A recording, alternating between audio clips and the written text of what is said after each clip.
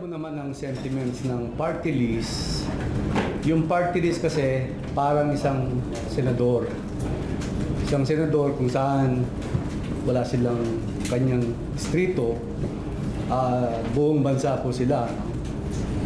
Nakita ko nung last election na iba-ibang party list ang nagpunta sa aming distrito na humingi ng tulong, maraming nakakausap, mga sectoral group, like for example, mga teachers, mga magsasaka, at iba pa. Pag kayo'y nanalo, pwede po kaming humingi ng tulong sa inyo.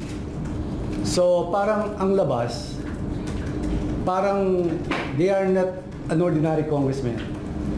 Kasi minsan pag party list, they're treating them as second-class congressmen and congresswomen. But for me, kung ako magiging speaker, I will treat them also as a district congressman. So I will put on a equilibrium kung saan lahat kami pantay-pantay. I-treat ko silang parang isang regular na congressman at yung mga karapat-dapat na naibibigay sa amin, pwede rin nating ibigay sa mga kapwa ko congressman sa party list.